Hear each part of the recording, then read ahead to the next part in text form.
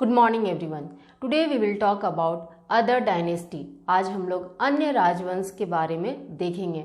अन्य राजवंश में पहला हम लोग देखेंगे मान डायनेस्टी ऑफ मानभूम। मानभूम का मान वंश।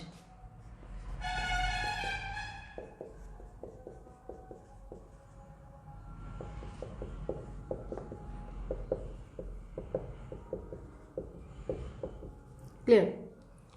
मानवंशी नरेशों का शासन क्षेत्र हजारीबाग एवं मानभूम में था। क्लियर। मानभूम हम लोग कहे तो ये रीजन मानभूम था and this region is Hazaribagh. तो ये इनिशियली ये पूरा रीजन मानभूम रीजन था। तो मान डायनेस्टी लगभग इस क्षेत्र में था। क्लियर। तो the rule of the kings of Maan dynasty,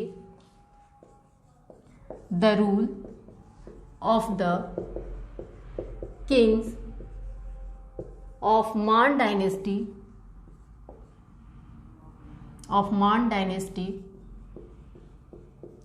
was spread in Hazaribagh and Manbhum। मानवंशी नरेशों का शासन क्षेत्र हजारीबाग एवं मानभूम था। ना इसका ऐतिहासिक उल्लेख मान डायनेस्टी हजारीबाग एवं मानभूम में था। इसका प्रूफ हमें कहाँ से मिलता है? तो इसका ऐतिहासिक उल्लेख historical description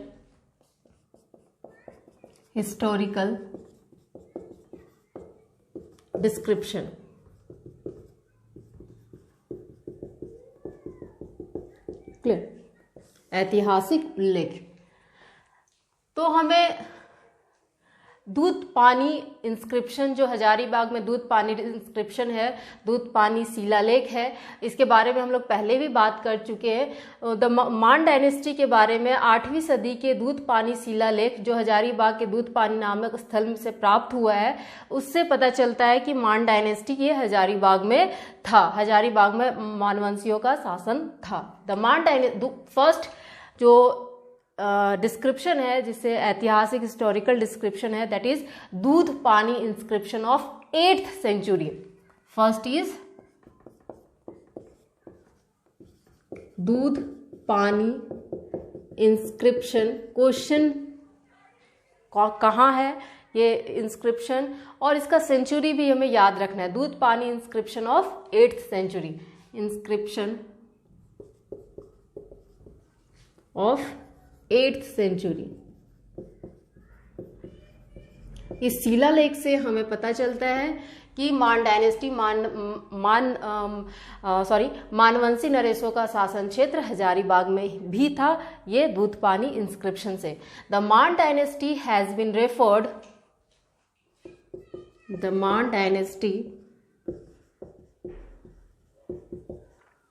has been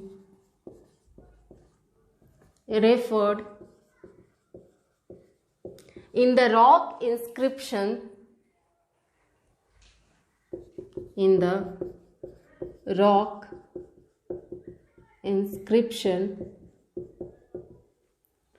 from a place दूध पानी, from a place called दूध पानी।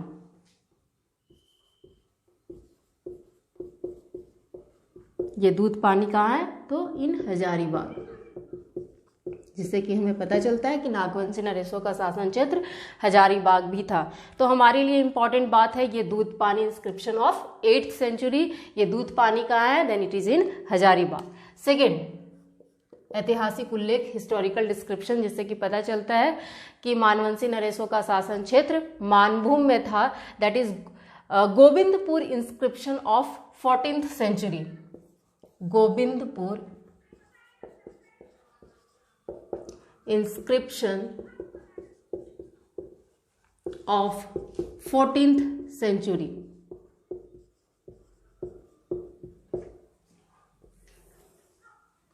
Clear. This dynasty has also been referred in the rock inscription of Govindpur near Dhanbad. ये गोविंदपुर कहाँ है? धनबाद के निकट है. क्लियर. और ये जो 14वीं सदी के गोविंदपुर शिलालेख जो धनबाद के निकट है, निकट से प्राप्त हुआ है, ये शिलालेख किनके द्वारा कंपोज किया गया है? तो कवि गंगाधर, और ईयर 1373 से और 78 के बीच में. तो किनके द्वारा रचित है? तो पोएट गंगाधर. क्लियर. तो हम लोग लिखेंगे this dynasty has also been referred in the Govindpur inscriptions near, ये कहाँ है? Govindpur inscription near Dhanbad. Clear. ये गोविंदपुर इंस्क्रिप्शन किनके द्वारा कंपोज किया गया है? तो composed bye poet Gangadhar. Composed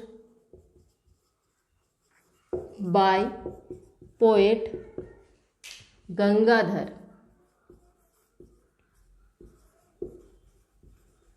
ये कवि गंगाधर के द्वारा ये कंपोज किया गया है, रचित है. ईयर 1373 टू 1378 के बीच में. क्लियर. तो ये हिस्टोरिकल डिस्क्रिप्शन है. तो हमारे लिए इनमें से हमारे लिए जो इम्पोर्टेंट बात है ये है कि मानभूम डायनेस्टी का शासन क्षेत्र कहाँ था? तो हजारीबाग एंड मानभूम. कुछ ये रीजन मानभूम, ये हजारीबाग. क्लियर. तो हमें इसका प्रूफ कहाँ से मिलता है? तो ऐतिहासिक उल्लेख इसका कहाँ है कि ये मान डायनेस्टी हजारीबाग और मानभूम में था. Then it is Dudh Pani inscription of 8th century. ये हमें नाम याद रखना है. दूध पानी इंस्क्रिप्शन, दूध पानी का है. Then in Hazaribagh. And second is Govindpur inscription of 14th century. ये गोविंदपुर, ये धनबाद, और ये नियर धनबाद है. और ये सेंचुरी कब? Time period 14th century. तो 8th century, 14th century, Dudh Pani in Hazaribagh, Govindpur in Dhanbad. Clear. Now Man ruler, इसको इरेज करते हैं.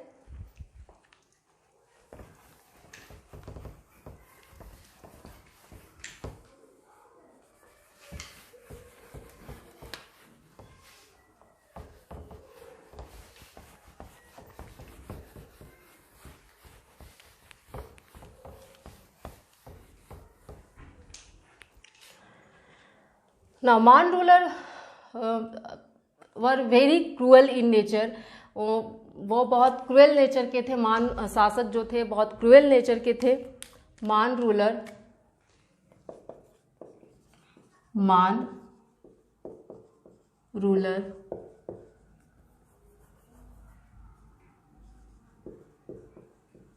were very cruel in nature. ना ये क्रूएल नेचर के थे. इस वजह से जो चीज हुआ ये हमारे लिए इंपॉर्टेंट है. फर्स्ट इज भूमिज स्वराज आंदोलन. भूमिज स्वराज आंदोलन इसी वंश के काल में हुआ था, about in 10th century. Bhumij Swaraj revolt. इनके क्रूएल नेचर के होने की वजह से दो घटनाएं इस डायनेस्टी के रूलिंग पीरियड में हुआ. मान डायनेस्टी, मान वंश के शासन काल में हुआ. वो क्या था? भूमिज स्वराज आंदोलन. भूमिज स्वराज रिवॉल्ट. ये हमें याद रखना है, अक्सर क्वेश्चन पूछे जाते हैं. भूमिज स्वराज रिवॉल्ट किन के शासन का किस डायनेस्टी के शासन काल में हुआ? तो मान डायनेस्टी के शासन काल में, in the time period of Maan dynasty. लिख सकते हैं सेकेंड वन. सेकेंड जो इंसिडेंस हुआ इनके क्रूएल नेचर की वजह से, बिकॉज ऑफ देयर क्रूएलिटी, सबर tribes, because of their cruelty, सबर ट्राइब्स ये मानभूम को छोड़कर ये पंचेत में जाकर बस गए। Clear. Sabar tribes left this reason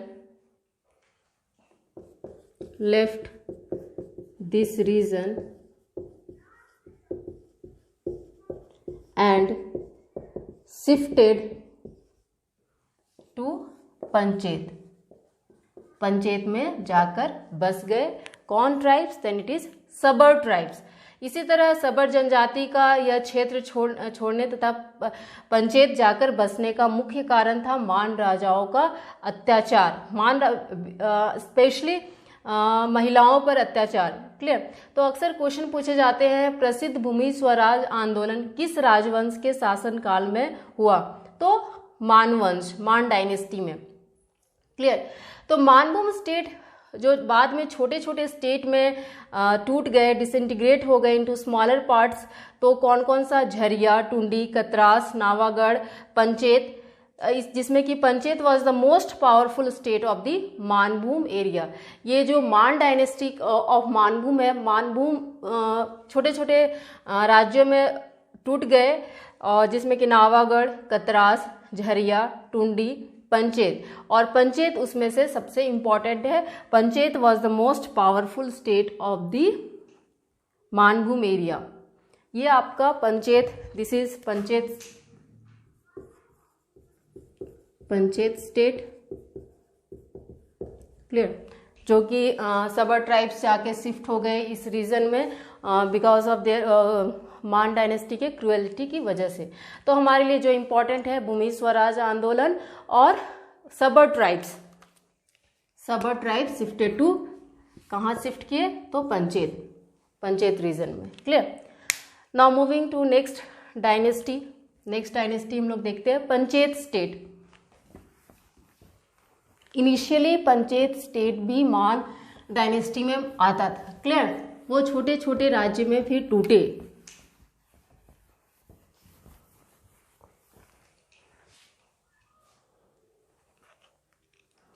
now Panchet state,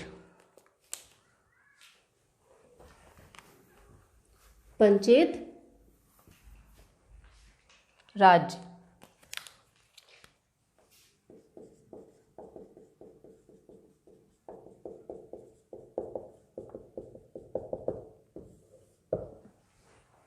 clear. अभी हम लोग देखें इन मानभूम रीजन,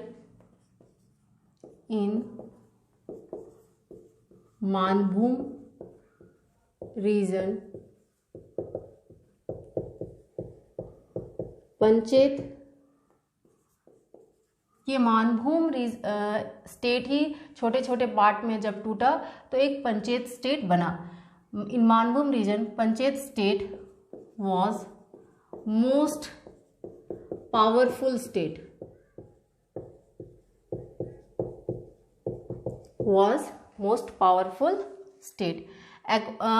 सोर्सों की माने तो पंचेत स्टेट के फाउंडर के बारे में सोर्स की माने तो काशीपुर नरेश के पुत्र ने पंचेत राज्य की स्थापना की। काशीपुर नरेश की रानी जब जगन्नाथपुरी की तीर्थ यात्रा में थे तो उन्होंने एक बच्चे को जन्म दिया, और उन बच्चे को यही छोड़कर, जो बच्चे को जन्म दिया वो जगह का नाम था उस समय का अरुण वन उसको कहते हैं, जो आज का उस पंचेत हो गया। क्लियर। जब Kashipur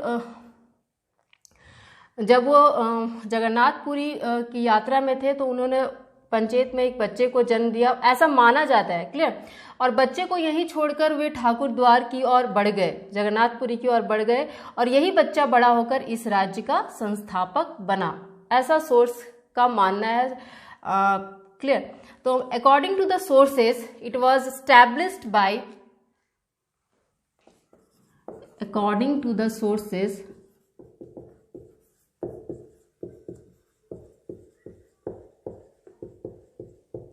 it was established by king and queen of Kashipur born during pilgrimage, son of the king and queen of, son of king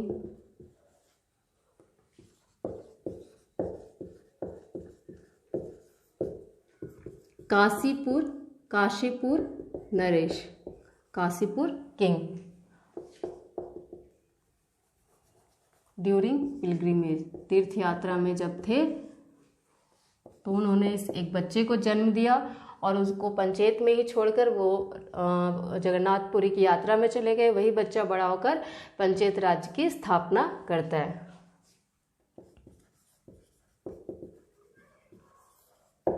ये हमारे लिए उतना इम्पोर्टेंट नहीं है, जस्ट सोर्स से ये पता चलता है, ऐसा कुछ कहना है सोर्सों का।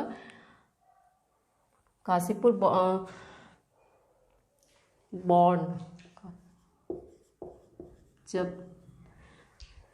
तीर्थ यात्रा पे थे तो उनका जन्म हुआ था।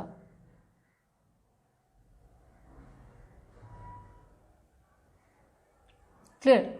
Now the king accepted the, जो राजा बने, जो काशीपुर नरेश के बेटा था, जो कि पंचेत स्टेट का फाउंडर बना। क्लियर। तो ये जो the king accepted the tale of the Kapila cow as the state's emblem,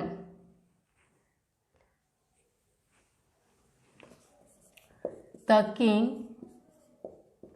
accepted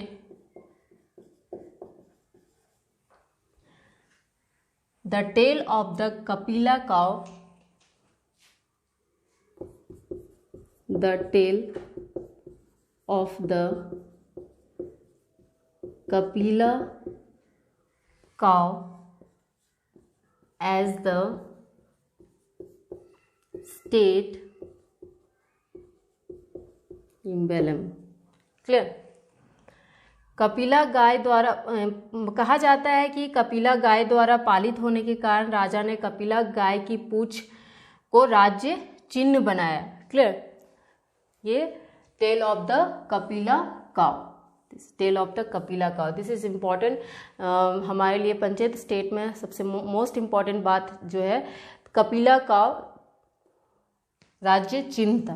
clear. Panchet state का ना, क्योंकि ये कपिला गाय द्वारा पाले गए थे ऐसा मानना है, इसी कारण इसे गौमुखी राजा भी कहते हैं। कि ये जो पंचेत स्टेट के फाउंडर थे वो गौमुखी राजा के नाम से प्रसिद्ध हुए, गौमुखी किंग।